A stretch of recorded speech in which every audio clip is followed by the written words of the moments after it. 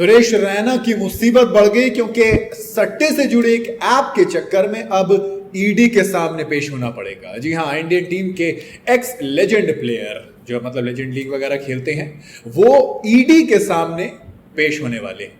उनको अवैध सट्टेबाजी प्लेटफॉर्म की चल रही जांच के सिलसिले में 13 अगस्त को दिल्ली के कार्यालय में बुलाया गया है। ईडी बैटिंग ऐप 1xBet मामले में सुरेश रैना का बयान दर्ज करेगी।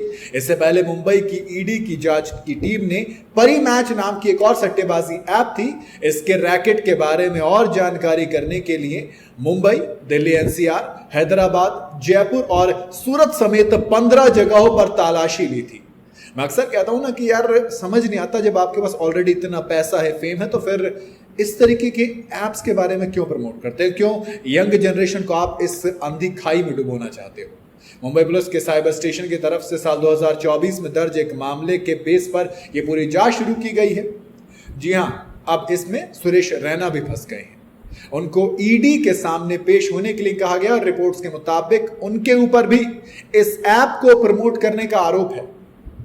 ना सवाल तो आएगा ना, क्योंकि देखो जब आप प्रमोशन कर रहे हो तो आपको भी पता है कि कितना सही है कितना गलत है। आप मुंह से बोले ना बोले, लेकिन आपका दिल जानता है जो आप काम कर रहे हो वो सही है या नहीं।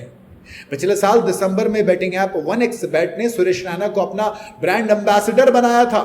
इस दौरान उनसे कहा गया था कि रैना के साथ हमारी ये पार्टनरशिप स्पोर्ट्स बैटिंग के फैंस को जिम्मेदारी के साथ बैटिंग करने के लिए प्रोत्साहित करेगी। लेकिन मुझे बताइए कितने लोग बैटिंग जिम्मेदारी से करते हैं? और बैटिंग कब से जरा बताइए जिम्मेदारी से होने लग गई? केंद्र सरकार ने इन ऐप्स को बैन कर दिया था, लेकिन इसके बावजूद ये सभी अलग अलग नाम से अपना काम कर रहे हैं। रिपोर्ट्स के मुताबिक इन प्लेटफॉर्म के बैन होने के बावजूद सेलिब्रिटी प्रमोशन के चलते इनको पॉपुलैरिटी मिल जाती है। जो यंग लोग होते हैं वो कूद पड़ते हैं कि भैया सुरेश रैना जी ने कहा है तो सही कहा होगा, गलत तो होगी नहीं। और अब ईडी ने कहा कि काम कीजिए, इधर आ जाइए, बात करेंगे। जरा आपने प्रमोशन किया, आपने प्रमोट किया, अब आइए जरा हम बात करेंगे। जांच में पता चला है कि इन प्लेटफॉर्म से करीब 2000 करोड़ रुपए की कमाई की है। रिपोर्ट्स के मुताबिक ये अमाउंट क्रिप्टो वॉलेट, तमिलनाडु के एक इलाके में एटीएम के जरिए छोटी छोटी अमाउंट के तौर पर निकालती गई। हाल ही में खबर आई थी कि ईडी की टीम ने इंडिया के एक्स क्रिकेटर सुरेश रैना, हरभजन सिंह, युवराज सिंह, इन तीनों को बैटिंग ऐप्स के प्रमोशन के लिए नोटिस भेजने का फैसला किया था, क्योंकि खिलाड़ी सोशल मीडिया पर अलग अलग ऐप्स का प्रमोशन करते हुए नजर आते हैं। ऐसा नहीं कि 1xBet हो, और भी कई सारी चीजें हैं जिनके बारे में बात होती है। अच्छा, एक चीज और देखिए, इन तीनों में से एक भी छोटा क्रिकेटर नहीं रहा। युवराज सिंह वो तो लेजेंड है भाई साहब, 2011 का वर्ल्ड कप हो, इंडिया के एक टॉप क्लास प्लेयर, एक टॉप क्लास ऑलराउंडर, इतना दौलत शोहरत, यूवी कैन करके चलाते हैं अपनी, एक फिर एनजीओ भी चलाते हैं, तमाम चीज़ें करते हैं, तो फिर इन सब चीज़ों की क्या ज़रूरत है?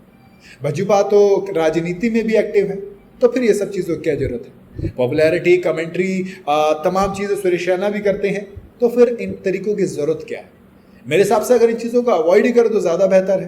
बाकी आपकी अपनी क्या राय है वो आप कमेंट में बता सकते हैं। वीडियो अगर आपको पसंद आई हो तो, इससे सही लगी हो तो इसे लाइक और शेयर ज़रूर करें, और जाते जाते चैनल को फॉलो और सब्सक्राइब ज़रूर करते जाइएगा।